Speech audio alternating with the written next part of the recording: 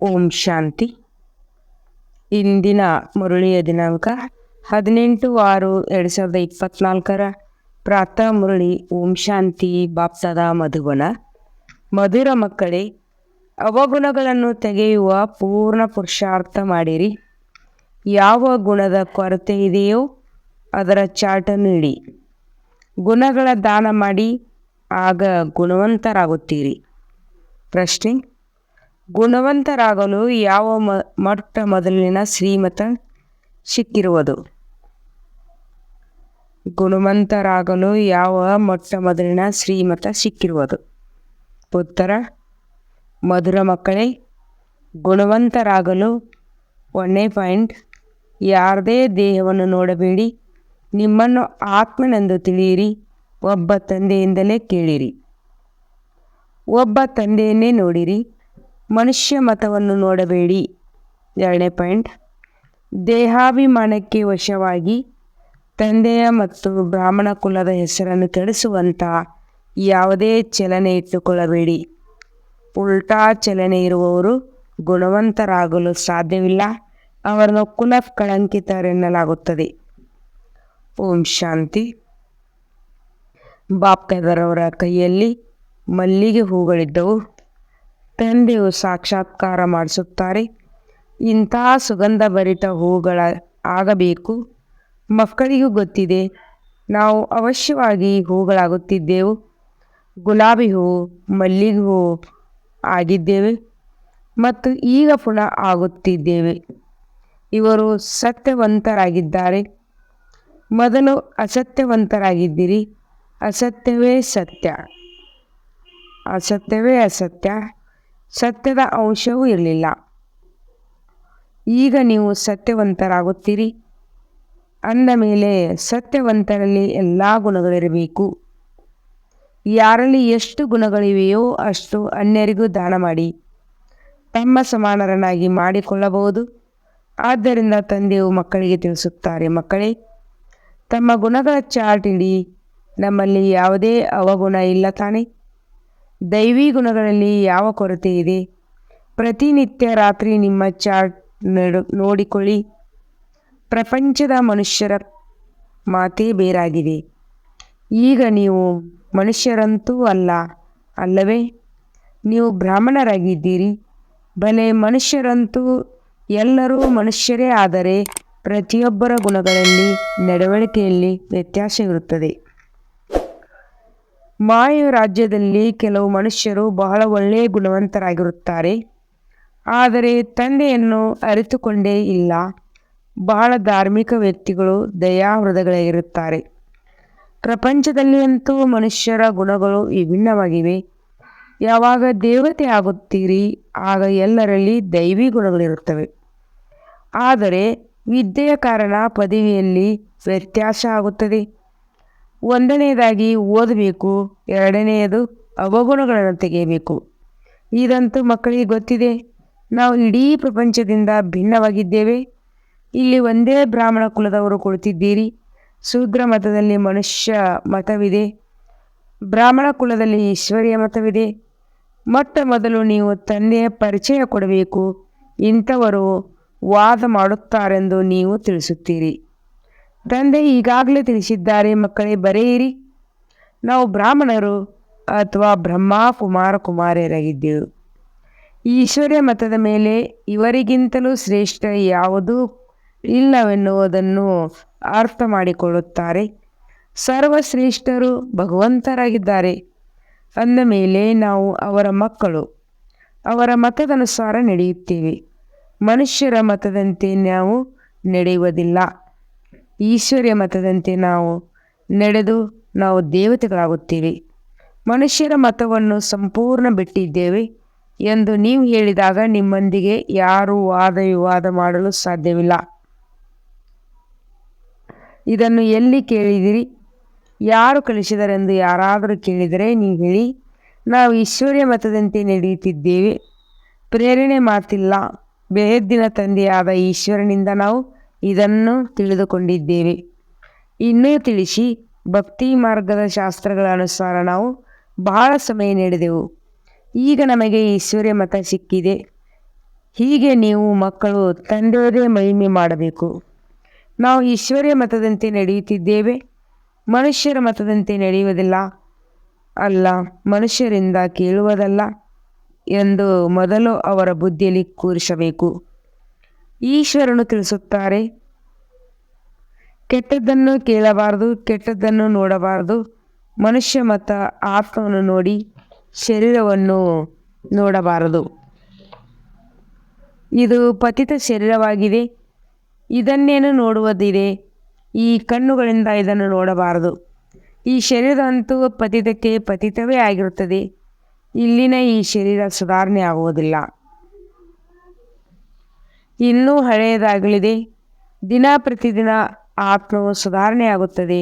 ಆತ್ಮವೇ ಅವಿನಾಶಿ ಆಗಿರುವುದರಿಂದ ತಂದೆ ಹೇಳುತ್ತಾರೆ, ಕೆಟ್ಟದ್ದನ್ನು ನೋಡಬೇಡಿ, ಶರೀರವನ್ನು ನೋಡಬಾರದು. ದೇಹ ಸಹಿತವಾಗಿ ದೇಹದ ಎಲ್ಲ ಸಂಬಂಧಗಳನ್ನು ಮರೆಯಬೇಕು.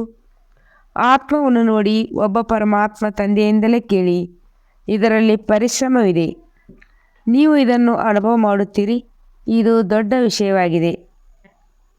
ಯಾರು ಬುದ್ಧಿವಂತರಿರುತ್ತಾರೆ ಅವರಿಗೆ ಪದಿಯು ಅಷ್ಟು ಒಳ್ಳೆಯದೇ ಸಿಗುತ್ತದೆ. ಸೆಕೆಂಡಿನಲ್ಲಿ ಜೀವನ್ಮುಕ್ತಿ ಸಿಗುತ್ತದೆ. ಆದರೆ ಒಂದು ವೇಳೆ ಪೂರ್ಣ ಪುರುಷಾರ್ಥ ಮಾಡದಿದ್ದರೆ ಪುನಃ ಬಹಳ ಶಿಕ್ಷೆಯನ್ನು ಅನುಭವಿಸಬೇಕಾಗುತ್ತದೆ. ನೀವು ಮಕ್ಕಳು ತಂದೆಯ ಪರಿಚಯ ಕೊಡುವುದರಿಂದ ಅಂಧರಿಗೆ ಉರುಗೋಲಾಗುತ್ತೀರಿ. ಆತ್ಮವನ್ನು ನೋಡಲಾಗುವುದಿಲ್ಲ, ಅನುಭವ ಮಾಡಲು ಸಾಧ್ಯ. ಆತ್ಮವು ಎಷ್ಟು ಚಿಕ್ಕದಾಗಿದೆ. ಈ ಆಕಾಶ ತತ್ವದಲ್ಲಿ ನೋಡಿ, ಮನುಷ್ಯರು ಎಷ್ಟು ಸ್ಥಳವನ್ನು ತೆಗೆದುಕೊಳ್ಳುತ್ತಾರೆ. ಮನುಷ್ಯರಂತೂ ಓಡಾಡುತ್ತಾರಲ್ಲವೇ? ಆತ್ಮವು ಎಲ್ಲಿಯಾದರೂ ಬಂದು ಹೋಗುತ್ತದೆಯೇ? ಆತ್ಮದ ಸ್ಥಾನವು ಎಷ್ಟು ಚಿಕ್ಕದಾಗಿರುತ್ತದೆ. ಇದು ವಿಚಾರ ಮಾಡುವ ಮಾತಾಗಿದೆ. ಆತ್ಮಗಳ ಗುಂಪಿರುತ್ತದೆ, ಶರೀರಕ್ಕೆ ಹೋಲಿಸಿದರೆ ಎಷ್ಟು ಸೂಕ್ಷ್ಮವಾಗಿದೆ. ಅದು ಎಷ್ಟು ಕಡಿಮೆ ಸ್ಥಳವನ್ನು ತೆಗೆದುಕೊಳ್ಳುತ್ತದೆ. ನಿಮಗಂತೂ ಇರುವುದಕ್ಕೆ ಬಹಳ ಸ್ಥಳ ಬೇಕಾಗುತ್ತದೆ. ಈಗ ನೀವು ಮಕ್ಕಳು ವಿಶಾಲ ಬುದ್ಧಿಯವರಾಗಿದ್ದೀರಿ. ತಂದೆಯು ಹೊಸ ಪ್ರಪಂಚಕ್ಕಾಗಿ ಹೊಸ ಮಾತುಗಳನ್ನು ತಿಳಿಸುತ್ತಾರೆ ಮತ್ತು ತಿಳಿಸುವವರು ಹೊಸವರಾಗಿದ್ದಾರೆ. ಮನುಷ್ಯರಂತೂ ಎಲ್ಲರಿಂದ ಕೃಪೆ ಬಿಡುತ್ತಾರೆ. ತಮ್ಮ ಮೇಲೆ ತಮಗೇ ದಯ ತೋರಿಸಿಕೊಳ್ಳಬೇಕು. ತಮ್ಮಲ್ಲಿ ಅಷ್ಟು ಶಕ್ತಿ ಇಲ್ಲ, ನಿಮಗೆ ಶಕ್ತಿ ಸಿಗುತ್ತದೆ. ನೀವು ತಂದೆಯಿಂದ ಆಸ್ತಿಯನ್ನು ತೆಗೆದುಕೊಂಡಿದ್ದೀರಿ. ಮತ್ತಾರಿಗೂ ದಯಾ ಹೃದಯಗಳೆಂದು ಹೇಳಲಾಗುವುದಿಲ್ಲ. ಮನುಷ್ಯರಿಗೆಂದು ದೇವತೆಗಳೆಂದು ಹೇಳಲು ಸಾಧ್ಯವಿಲ್ಲ. ದಯಾಹೃದಯ ಒಬ್ಬರೇ ತಂದೆಯಾಗಿದ್ದಾರೆ. ಅವರು ಮನುಷ್ಯರನ್ನು ದೇವತೆಗಳನ್ನಾಗಿ ಮಾಡುತ್ತಾರೆ. ಆದ್ದರಿಂದ ಪರಂಪಿತ ಪರಮಾತ್ಮನ ಮಹಿಮೆಯು ಅಪರಂಪಾರವಾಗಿದೆ, ಅದಕ್ಕೆ ಮಿತ ಇಲ್ಲ ಎಂದು ಹೇಳುತ್ತಾರೆ. ಈಗ ನೀವು ತಿಳಿದುಕೊಂಡಿದ್ದೀರಿ, ಅವರ ದಯೆಗೆ ಪಾರವೇ ಇಲ್ಲ. ತಂದೆಯು ಯಾವ ಹೊಸ ಪ್ರಪಂಚವನ್ನು ಸ್ಥಾಪಿಸುತ್ತಾರೆಯೋ ಅದೆಲ್ಲವೂ ಹೊಸದಾಗಿರುತ್ತದೆ. ಮನುಷ್ಯ, ಪಶು, ಪಕ್ಷಿ ಎಲ್ಲವೂ ಸತ್ವಪ್ರಧಾನವಾಗಿರುತ್ತದೆ. ತಂದೆಯು ತಿಳಿಸಿದ್ದಾರೆ, ನೀವು ಶ್ರೇಷ್ಠರಾಗುತ್ತೀರೆಂದರೆ ನಿಮ್ಮ ಪೀಠೋಪಕರಣಗಳು ಸಹ ಅಷ್ಟು ಉತ್ತಮವೆಂದು ಗಾಯನವಿದೆ. ತಂದೆಗೂ ಸಹ ಸರ್ವೋತ್ತಮ ಎಂದು ಹೇಳುತ್ತಾರೆ. ನಾನು ಅಂಗೈಯಲ್ಲಿ ಸ್ವರ್ಗವನ್ನು ತರುತ್ತೇನೆ. ಅವರು ಅಂಗೈಯಿಂದ ಕುಂಕುಮ ಇತ್ಯಾದಿಗಳನ್ನು ತೆಗೆಯುತ್ತಾರೆ. ಇಲ್ಲಂತೂ ವಿದ್ಯೆಯ ಮಾತಾಗಿದೆ. ಇದು ಸತ್ಯವಾದಂಥ ವಿದ್ಯೆಯಾಗಿದೆ. ನೀವು ತಿಳಿಯುತ್ತೀರಿ, ನಾವು ಓದುತ್ತಿದ್ದೇವೆ. ಪಾಠಶಾಲೆಯಲ್ಲಿ ಬಂದಿದ್ದೀರಿ. ನೀವು ಬಹಳ ಪಾಠಶಾಲೆಗಳನ್ನು ತೆರೆಯಿರಿ. ಆದ್ದರಿಂದ ನಿಮ್ಮ ಚಟುವಟಿಕೆಯನ್ನು ನೋಡಲಿ. ಉಲ್ಟಾ ಚಲನೆ ನಡೆಯುತ್ತಾರೆಂದರೆ ಹೆಸರನ್ನು ಕೆಡಿಸುತ್ತಾರೆ. ದೇಹಾಭಿಮಾನಿಗಳ ಚಲನೆಯೇ ಬೇರೆಯಾಗಿರುತ್ತದೆ. ಇವರು ಇಂಥ ನಡವಳಿಕೆಯವರೆಂದು ಮನುಷ್ಯರು ನೋಡುತ್ತಾರೆಂದರೆ ಅದು ನಮ್ಮೆಲ್ಲರ ಮೇಲೆ ಕಳಂಕವಾಗುತ್ತದೆ. ಇವರ ಚಲನೆಯಲ್ಲಿ ಯಾವುದೇ ವ್ಯತ್ಯಾಸವಿಲ್ಲ, ಏನೂ ಪರಿವರ್ತನೆ ಇಲ್ಲವೆಂದು ತಿಳಿಸುತ್ತಾರೆ. ಅಂದರೆ ತಂದೆಯ ನಿಂದನೆ ಮಾಡಿಸಿದ್ರಲ್ಲವೇ ಸಮಯ ಹಿಡಿಸುತ್ತದೆ. ಪೂರ್ಣ ದೋಷ ಅವರ ಮೇಲೆ ಬಂದುಬಿಡುತ್ತದೆ. ನಡವಳಿಕೆ ಬಹಳ ಚೆನ್ನಾಗಿರಬೇಕು. ನಿಮ್ಮ ನಡವಳಿಕೆಗಳು ಪರಿವರ್ತನೆಯಾಗಲು ಎಷ್ಟು ಸಮಯ ಹಿಡಿಸುತ್ತದೆ ನೀವು ತಿಳಿದುಕೊಳ್ಳುತ್ತೀರಿ. ಕೆಲವು ನಡವಳಿಕೆಗಳು ಬಹಳ ಚೆನ್ನಾಗಿದೆ, ನೋಡುವುದರಿಂದಲೇ ತಿಳಿಯುತ್ತದೆ. ತಂದೆಯು ಕುಳಿತು ಒಬ್ಬೊಬ್ಬ ಮಗುವನ್ನು ಇವರಲ್ಲಿ ಯಾವ ಕೊರತೆ ಇದೆ ಅದನ್ನು ತೆಗೆಯಬೇಕು ಎಂದು ನೋಡುತ್ತಾರೆ. ಪ್ರತಿಯೊಬ್ಬರನ್ನು ಪರಿಶೀಲನೆ ಮಾಡುತ್ತಾರೆ. ನಿರ್ಬಲತೆಗಳಂತೂ ಎಲ್ಲರಲ್ಲಿಯೂ ಇದೆ, ಆದರೆ ತಂದೆಯು ಎಲ್ಲರನ್ನೂ ನೋಡುತ್ತಿರುತ್ತಾರೆ, ಫಲಿತಾಂಶವನ್ನು ನೋಡುತ್ತಿರುತ್ತಾರೆ. ತಂದೆಗಂತೂ ಮಕ್ಕಳ ಮೇಲೆ ಪ್ರೀತಿ ಇರುತ್ತದೆ ಅಲ್ಲವೇ? ಇವರಲ್ಲಿ ಇಂಥ ಕೊರತೆ ಇದೆ. ಈ ಕಾರಣದಿಂದ ಇವರು ಶ್ರೇಷ್ಠ ಪದವಿಯನ್ನು ಪಡೆಯಲು ಸಾಧ್ಯವಿಲ್ಲವೆಂದು ತಂದೆಗೆ ತಿಳಿಯುತ್ತದೆ. ಒಂದು ವೇಳೆ ನಿರ್ಬಲತೆಗಳನ್ನು ತೆಗೆಯದೇ ಹೋದರೆ ಬಹಳ ಕಷ್ಟವಾಗುತ್ತದೆ. ಅವರನ್ನು ನೋಡುವುದರಿಂದಲೇ ಅರ್ಥವಾಗಿ ಬಿಡುತ್ತದೆ. ಇದಂತೂ ಮಕ್ಕಳಿಗೆ ಗೊತ್ತಿದೆ. ಇನ್ನೂ ಸ್ವಲ್ಪ ಸಮಯ ಇದೆ. ಪ್ರತಿಯೊಬ್ಬರನ್ನು ಪರಿಶೀಲಿಸುತ್ತಾ ತಂದೆಯ ದೃಷ್ಟಿಯು ಪ್ರತಿಯೊಬ್ಬರ ಗುಣಗಳ ಮೇಲೆ ಬೀಳುತ್ತದೆ. ತಂದೆಯು ಕೇಳುತ್ತಾರೆ, ನಿಮ್ಮಲ್ಲಿ ಯಾವುದೇ ಅವಗುಣವೂ ಇಲ್ಲವೇ? ತಂದೆಯ ಮುಂದೆ ಸತ್ಯವನ್ನು ಹೇಳಿಬಿಡುತ್ತಾರೆ. ಕೆಲವರಿಗೆ ದೇಹಾಭಿಮಾನವಿದ್ದರೆ ಸತ್ಯ ತಿಳಿಸುವುದಿಲ್ಲ. ತಂದೆಯಂತೂ ಯಾವಾಗಲೂ ಹೇಳುತ್ತಾರೆ, ತಾವಾಗಿಯೇ ಮಾಡುವವರು ದೇವತೆಗಳು, ಹೇಳಿದ ಮೇಲೆ ಮಾಡುವವರು ಮನುಷ್ಯರು. ಹೇಳಿಸಿಕೊಂಡು ಮಾಡುವವರು ಈ ಜನ್ಮದಲ್ಲಿ ಯಾವುದೇ ನಿರ್ಬಲತೆಗಳಿವೆಯೋ ಅವನ್ನು ತಂದೆಯ ಮುಂದೆ ತಾವಾಗಿಯೇ ತಿಳಿಸಿ, ತಂದೆಯಂತೂ ಎಲ್ಲರಿಗೂ ತಿಳಿಸುತ್ತಾರೆ. ನಿಮ್ಮಲ್ಲಿರುವ ನಿರ್ಬಲತೆಗಳನ್ನು ವೈದ್ಯರಿಗೆ ತಿಳಿಸಬೇಕು. ಅಂದರೆ ಶರೀರದ ರೋಗವೆಲ್ಲ, ಒಳಗಿನ ರೋಗಗಳನ್ನು ತಿಳಿಸಬೇಕು. ನಿಮ್ಮಲ್ಲಿ ಏನೇನು ಹಸಿರು ವಿಚಾರಗಳಿರುತ್ತವೆ ಅದನ್ನು ತಿಳಿಸಿದಾಗ ಅದರ ಬಗ್ಗೆ ತಂದೆಯು ತಿಳಿಸುತ್ತಾರೆ. ಈ ಸ್ಥಿತಿಯಲ್ಲಿ ನೀವು ಅಷ್ಟು ಶ್ರೇಷ್ಠ ಪದವಿಯನ್ನು ಪಡೆಯಲು ಸಾಧ್ಯವಿಲ್ಲ. ಎಲ್ಲಿಯವರೆಗೆ ಅವಗುಣಗಳು ಹೋಗುವುದಿಲ್ಲವೋ ಅಲ್ಲಿಯವರೆಗೆ ಈ ಅವಗುಣಗಳು ನಿಂದನೆ ಮಾಡಿಸುತ್ತವೆ. ಮನುಷ್ಯರಿಗೆ ಸಂಶಯ ಬರುತ್ತದೆ, ಇವರಿಗೆ ಭಗವಂತ ಓದಿಸುತ್ತಿದ್ದಾರೆಯೇ? ಭಗವಂತನಂತೂ ನಾಮರೂಪದಿಂದ ಭಿನ್ನವಾಗಿದ್ದಾರೆ, ಸರ್ವವ್ಯಾಪಿಯಾಗಿದ್ದಾರೆ. ಅಂಥವರು ಇವರಿಗೆ ಹೇಗೆ ಓದಿಸುತ್ತಾರೆ? ಇವರ ನಡವಳಿಕೆ ಹೇಗಿದೆ? ಇದಂತೂ ತಂದೆಗೆ ಗೊತ್ತಿದೆ. ನಿಮ್ಮ ಗುಣಗಳು ಇಷ್ಟು ಸುಂದರವಾಗಿರಬೇಕು. ಅವಗುಣಗಳನ್ನು ಮುಚ್ಚಿಟ್ಟುಕೊಂಡರೆ ನಿಮ್ಮ ಬಾಣವು ಯಾರಿಗೂ ನಾಟುವುದಿಲ್ಲ. ಆದ್ದರಿಂದ ಎಷ್ಟು ಸಾಧ್ಯವೋ ಅಷ್ಟು ತಮ್ಮಲ್ಲಿರುವ ಅವಗುಣಗಳನ್ನು ತೆರೆಯಿರಿ.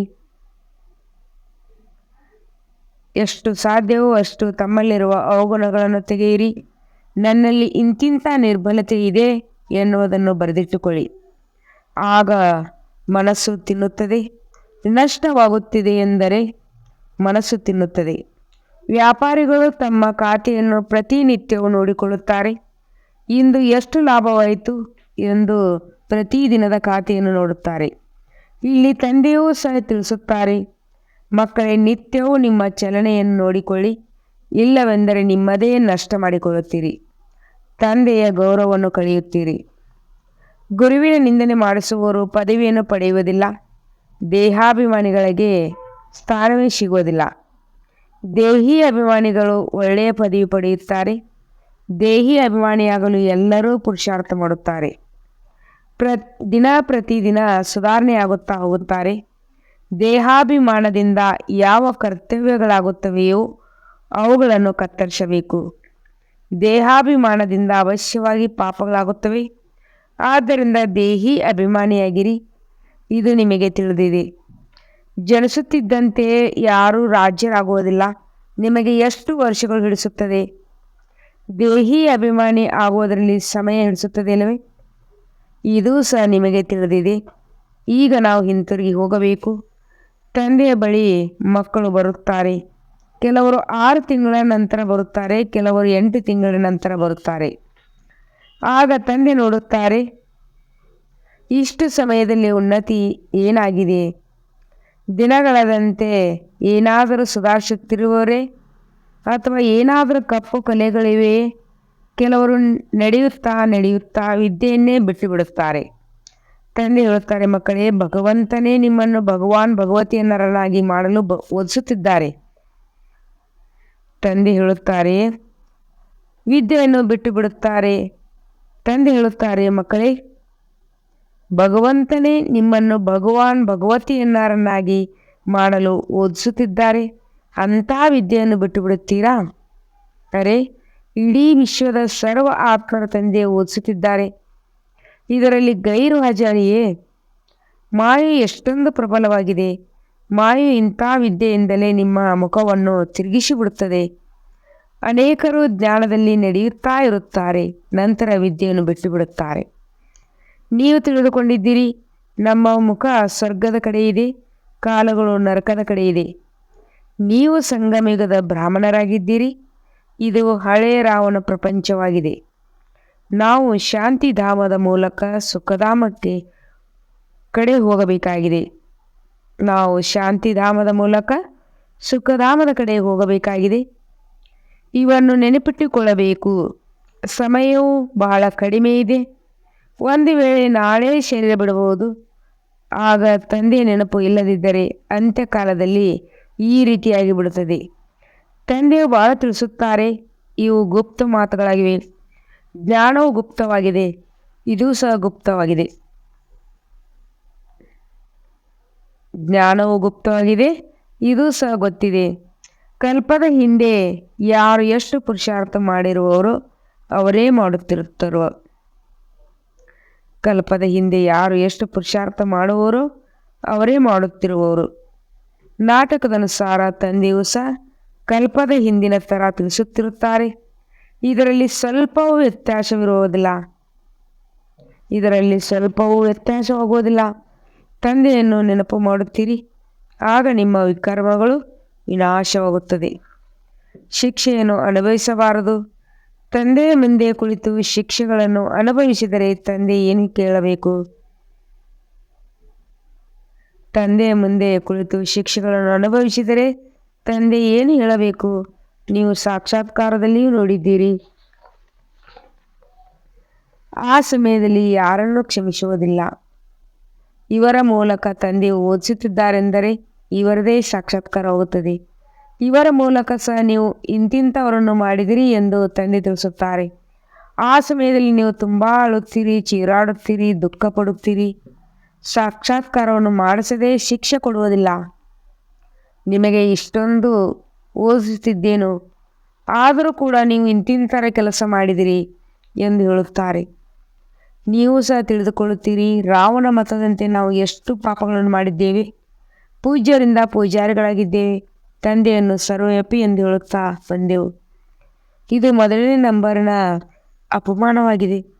ಇದರ ಲೆಕ್ಕವೂ ಬಹಳವಿದೆ. ತಂದೆಯ ದೂರು ಕೊಡುತ್ತಾರೆ, ನೀವು ನಿಮಗೆ ಪೆಟ್ಟು ಕೊಟ್ಟುಕೊಂಡಿರಿ. ಭಾರತವಾಸಿಗಳೇ ಎಷ್ಟೊಂದು ಬಿದ್ದಿದ್ದಾರೆ. ತಂದೆ ಬಂದು ತಿಳಿಸುತ್ತಾರೆ, ಈಗ ನಿಮಗೆ ಎಷ್ಟೊಂದು ತಿಳುವಳಿಕೆ ಸಿಕ್ಕಿದೆ.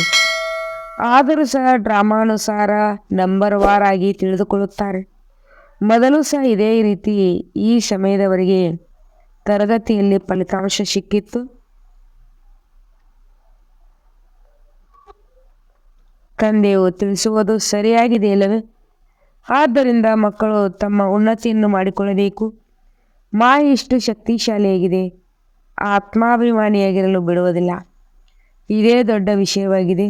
ತಮ್ಮನ್ನು ಆತ್ಮನೆಂದು ತಿಳಿದು ತಂದೆಯನ್ನು ನೆನಪು ಮಾಡಿದರೆ ಪಾಪಗಳು ಭಸ್ಮವಾಗುತ್ತವೆ. ಒಳ್ಳೆಯದು. ಮೊದಲಾತಿ ಮೊದಲಾಗಲಿ ಮರಳಿ ಸಿಕ್ಕಿರುವ ಮಕ್ಕಳ ಪ್ರತಿ ಮಾತ್ಪಿತಾ ಬಾಪ್ತಾದರ ನೆನಪು, ಪ್ರೀತಿ ಹಾಗೂ ಸುಪ್ರಭಾತ. ಆತ್ಮೀಯ ಮಕ್ಕಳಿಗೆ ಆತ್ಮಿಕ ತಂದೆಯ ನಮಸ್ತೆ. हम रूहानी बच्चों की रूहानी बाप दादा को याद प्यार और गुड मॉर्निंग और नमस्ते नमस्ते नमस्ते. शुक्रिया बाबा, शुक्रिया शुक्रिया बाबा, शुक्रिया वह बाबा वह. ಧಾರಣೆಗಾಗಿ ಮುಖ್ಯ ಸಾರ. ದೇಹಾಭಿಮಾನದಲ್ಲಿ ಬರುವುದರಿಂದ ಅವಶ್ಯವಾಗಿ ಪಾಪಗಳಾಗುತ್ತವೆ. ದೇಹಾಭಿಮಾನಿಗಳಿಗೆ ಪದವಿಯೂ ಸಿಗುವುದಿಲ್ಲ. ಆದ್ದರಿಂದ ಆತ್ಮಾಭಿಮಾನಿಗಳಾಗುವ ಪೂರ್ಣ ಪುರುಷಾರ್ಥ ಮಾಡಬೇಕು. ತಂದೆಯ ನಿಂದನೆ ಮಾಡಿಸುವಂಥ ಯಾವ ಕರ್ಮ ಮಾಡಬಾರದು. 2ನೇ ಪಾಯಿಂಟ್, ಒಳಗಿನ ರೋಗಗಳನ್ನು ತಂದೆಗೆ ಸತ್ಯವಾಗಿ ತಿಳಿಸಬೇಕು. ಅವಗುಣಗಳನ್ನು ಮುಚ್ಚಿಡಬಾರದು. ನನ್ನಲ್ಲಿ ಯಾವ ಯಾವ ಅವಗುಣಗಳಿವೆ ಎಂದು ತಮ್ಮ ಪರಿಶೀಲನೆ ಮಾಡಿಕೊಳ್ಳಬೇಕು. ವಿದ್ಯೆಯಿಂದ ಸ್ವಯಂ ಗುಣವಂತರಾಗಬೇಕು. ವರದಾನ: ಹದ್ದಿನ ರಾಯಿಯಲ್ಲಿ ಇಚ್ಛೆಗಳಿಂದ ಮುಕ್ತರಾಗಿರುತ್ತಾ ಸೇವೆ ಮಾಡುವಂಥ ನಿಸ್ವಾರ್ಥ ಸೇವಾಧಾರಿ ಭವ. ಹೀಗೆ ಬ್ರಹ್ಮ ತಂದೆ ಕರ್ಮದ ಬಂಧನಗಳಿಂದ ಮುಕ್ತ ನ್ಯಾರ ಆಗುವಂಥ ಸಾಕ್ಷಿ ಕೊಟ್ಟರು. ಶಿವವೇ ಸ್ನೇಹವಲ್ಲದೆ ಬೇರೆ ಯಾವುದೇ ಬಂಧನ ಇಲ್ಲ. ಸೇವೆಯಲ್ಲಿ ಏನು ಹದ್ದಿನ ರಾಯಿಯಲ್ಲಿ ಇಚ್ಛೆಗಳು ಇರುತ್ತವೆ ಅವು ಸಹ ಲೆಕ್ಕಾಚಾರದಲ್ಲಿ ಬಂಧಿತವಾಗಿದೆ. ಸತ್ಯ ಸೇವಾಧಾರಿ ಈ ಲೆಕ್ಕಾಚಾರಗಳಿಂದಲೂ ಸಹ ಮುಕ್ತರಾಗಿರುತ್ತಾರೆ. ಹೇಗೆ ದೇಹದ ಬಂಧನ ದೇಹದ ಸಂಬಂಧದ ಬಂಧನವಾಗಿದೆ, ಇಂಥ ಸೇವೆಯಲ್ಲಿ ಸ್ವಾರ್ಥ ಇದೂ ಸಹ ಬಂಧನವಾಗಿದೆ. ಈ ಬಂಧನದಿಂದ ಹಾಗೂ ರಾಯಲ್ ಲೆಕ್ಕಾಚಾರದಿಂದಲೂ ಸಹ ಮುಕ್ತ ನಿಸ್ವಾರ್ಥ ಸೇವಾಧಾರಿಗಳಾಗಿ.